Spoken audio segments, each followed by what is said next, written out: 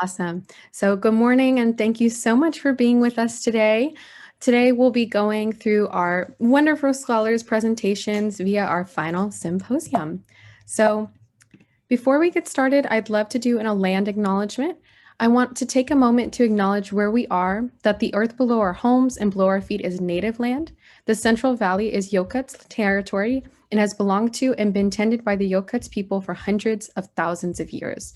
When white settlers arrived on what we otherwise know as the United States, they enacted genocide and theft on the land, labor, and resources, attempting to wipe out indigenous communities entirely. It is important to acknowledge the land we are living on and to recognize our history and relationship to the ongoing legacy of colonization in the United States. And to also recognize the Yokuts people are still here and through resistance and resilience are still on the front line struggling for land rights, collective liberation, and an end to white supremacy. I invite you to take a moment and think about your relationship to land and its history. Let's let those who have come before us in the struggle inform us on where we are going so that together we can reimagine and collectively build a world where we are all free. If you are not in the Central Valley, I encourage you to do research and find out what native land you're occupying. So a little bit about our organization. The Central Valley Scholars is a 501c3 organization working towards creating accessible pathways towards higher education for historically underserved communities in the Central Valley. Our services include workshops, mentorships, scholarships, research, and empowerment programs. Learn more about our organization via centralvalleyscholars.org or through our social media at Central Valley Scholars. You can find us on LinkedIn, Instagram, and Facebook. So, a little bit about the Community Health Scholars Program.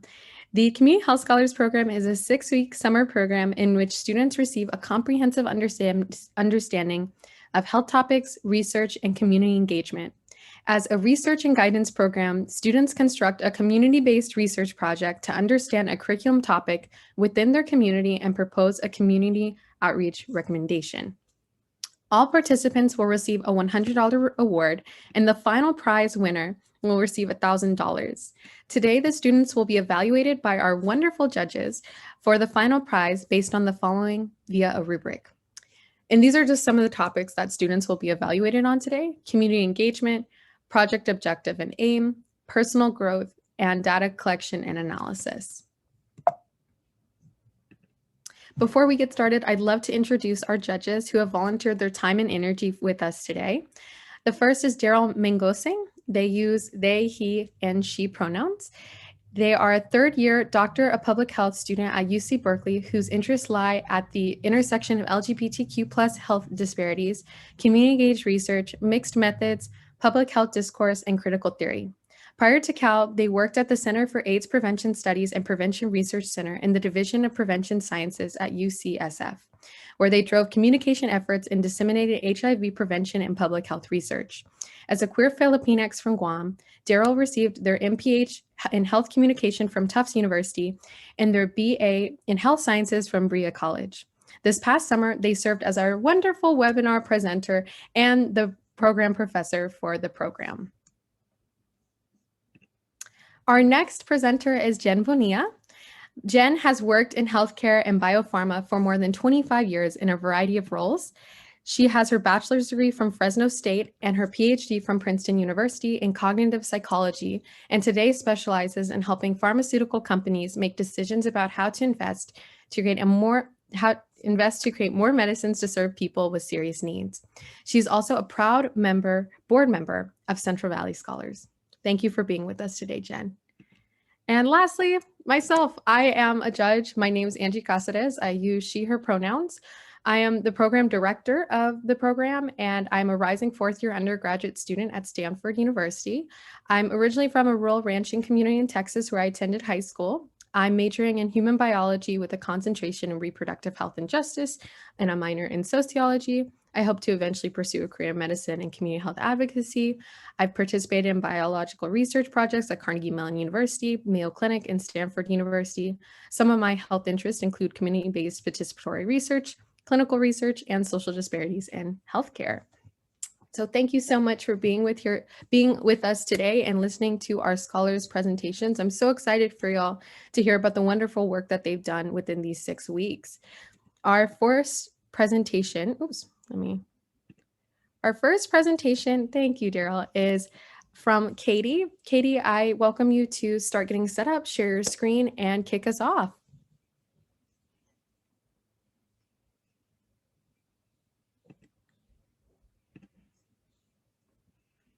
You still have 5 minutes to get settled in, but if everyone you've invited to view your presentation is here and you're ready to present, you're welcome to get started.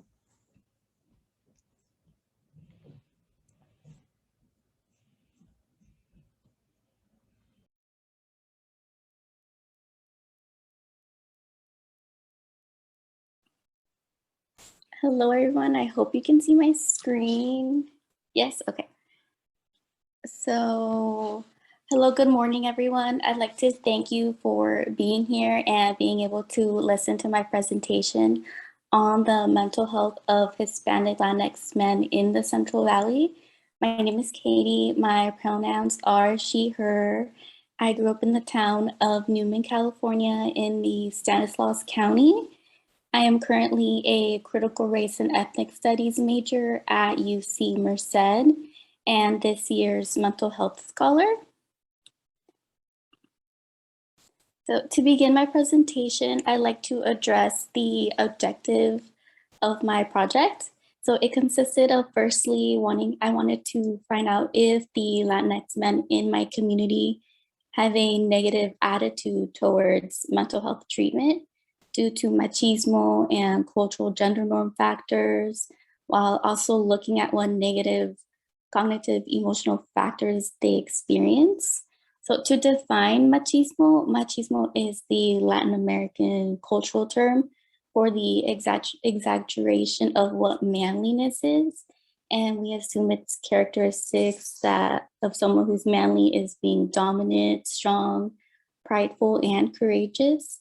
So to do that, I created a survey to quantify the attitude towards mental health treatment, internalized emotions, and if their cultural ties stopped participants from seeking help. So I looked for differences between ages, identity, machista attitude, overall mental health state, and willingness to seek help, and ultimately create a positive impact on the mental health awareness in our communities and promote that already existing resources be used or suggest changes be made. The choice of focusing on Hispanic Latinx men in my community came about because of the partnership I was able to establish with our local health promoter, Rosa. She was the first person I contacted when I began this project, and I let her know that I wanted to learn about the work that she did in the community and what services were being provided on strengthening mental and emotional health. So we met in person and collaborated together these last 4 weeks since then. And from my topic construction to writing my article and drawing conclusions to suggest future steps, Rosa has been there for me and collaborated on this research every step of the way. And for that, I'm thankful to have worked together. I also attempted to collaborate with our local high school and their newly started National Alliance on Mental Illness, but was not able to because of time restrictions and documentation I would have needed to provide the school district. So after meeting with Rosa, I am learning from her that Latinx men were the least active in the programs and events our health promoters hosted. I thought that the best place to start researching would be topics like Latino mental health, intersectional identity, machismo, and internalizing behaviors. And what I was able to find were the following. So young adult males have the most negative attitude towards mental health treatment. For 15 to 24-year-olds, suicide is a leading cause of death. Age and sexual orientation affect how emotionally restrictive men are and what knowledge they have on the benefits of mental health treatment. There is a relation between experiencing social discrimination like homophobia, racism, financial hardship, to having symptoms of psychological distress like anxiety, depression, suicidal ideation, and among self identified gay and bisexual Latino men in the US. There is limited research on the traditional Hispanic male role, gender role of machismo and respectively in relation to negative cognitions and emotions. The lower rates of depression in men can be explained by gender differences in expression of depression. Endorsement of traditional gender roles relate to worse psychological health, and some boys elevated elevated internalizing scores reflect anxiety rather than depression. And lastly, not adapting to gender specific gender roles can cause depression, anxiety, and social withdrawal. So finally getting to the project, I distributed this anonymous survey you see at the right of your screen, meant for Latinx Hispanic men from Newman and surrounding areas of the Central Valley, where I asked a total of 27 questions with a estimated survey completion time of 3 minutes. All questions were optional to make participants more comfortable answering, and all ages were accepted in order to look at a variety of ages and find if there are any patterns, with past knowledge pointing at 18 to 25-year-olds reporting the highest suicide rate. And I do want to acknowledge that there could be result gaps in data as all questions were voluntary. And some of the main outlets used to distribute the survey were social media sites like Facebook groups for UC Merced students, Promotoras in Newman, all of my personal social media accounts, Central Valley Scholars Instagram page, as well as dating apps like Chispa and Hinge, where you can specifically filter for Hispanic Latinx men in a certain geographical area. And I do want to note that the dating profiles were not created with the intention of deceiving anyone. The name displayed was survey and had pictures of the survey link and the QR code along with the description of the survey. So all that being said, there was a total of 81 recorded responses to the survey, but only 44 were used for this study to avoid misleading information like female identifying participants, blank surveys, and only 19 out of the 27 questions asked are being used in the study to focus on the key findings. Every participant in these results self-identified as male or non-binary and Hispanic Latinx. So my findings suggest that heterosexual Latinx men between the ages of 17 to 26 do not have an overall negative attitude towards seeking mental health treatment, and they would seek help if needed despite past research stating otherwise. So in reference to table 1, on statement number 2, the top answer to the statement, I would be embarrassed if my friends found out I was seeking professional help for emotional problems.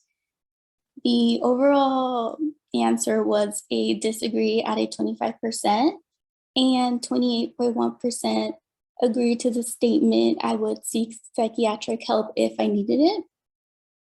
So considering past research results stating young adult males have the most negative attitude towards mental health treatment, I was expecting participants to be closed off to the idea of mental health treatment, but they proved otherwise.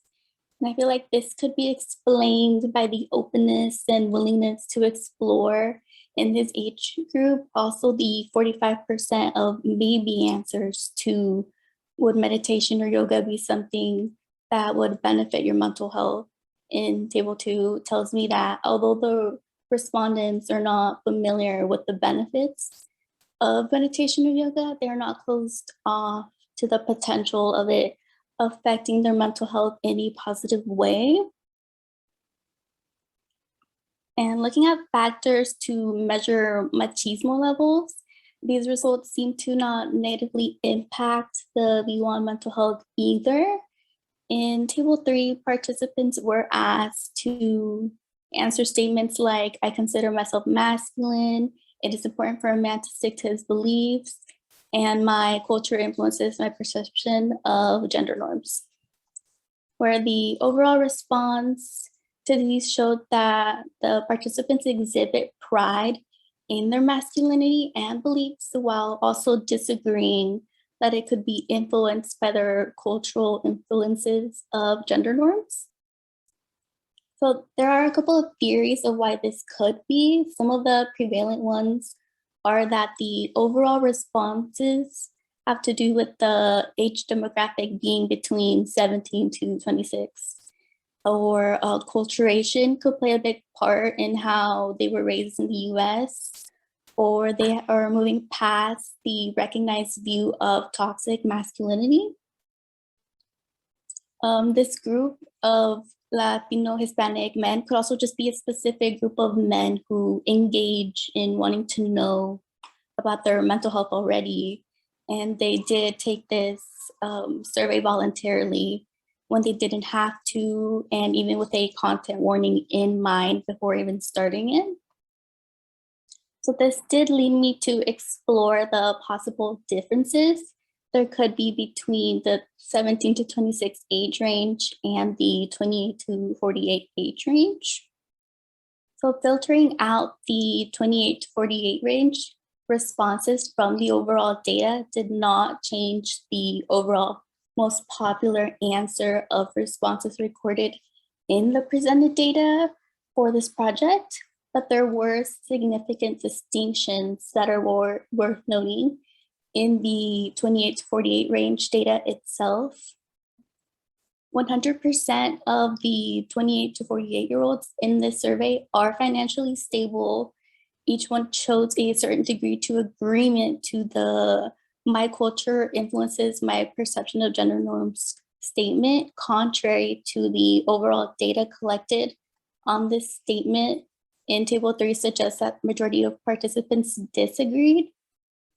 So my inference is that parenting styles change over generations, and the younger respondents are influenced by American gender norms that they consume in the media, and that's why they disagree with the older group. So as previously stated, there was only one participant who identified as non-binary, non-conforming, and they were part of the 28 to 48 age range. In comparison to others in this range, I found that they do not have health insurance, know how and where to access mental health providers, nor like most aspects of their personality. And I think this can be explained by the findings of past research that suggests that those who don't conform to gender norms experience more social discrimination and symptoms of psychological distress. So this respondent and their answers, I would say, were affected more by their non-conforming to gender binaries rather than their age. And I don't need to generalize their experience as this was only one respondent, but I do want to ground their answers to the literature I researched to give a little bit of what I think their answers meant. Other findings I would like to address were the 45% of yes responses to feeling depressed, having depressive moods in Table 7, compared to the 23% of no responses in Table 6 to the question, do you have suicidal thoughts? So past studies show that men score higher in internalizing emotions like anxiety rather than depression, but my findings can provide results that there are higher levels of depression being felt than anxiety at a 43.8%. And although these responses of feeling depression and anxiety were high, the risks of suicidal ideation were very low. As we see on table 6, 73.3% respondents said no to having suicidal thoughts. So although suicide is a leading factor of death for this demographic, factors like self-worth do not seem to be an issue because they like who they are and they value themselves as equal to others. So this survey only reached people who were open to the idea of diving into topics that concerned mental health, and all participants took the survey with the content warning in mind. And there was an overall participation of heterosexual men.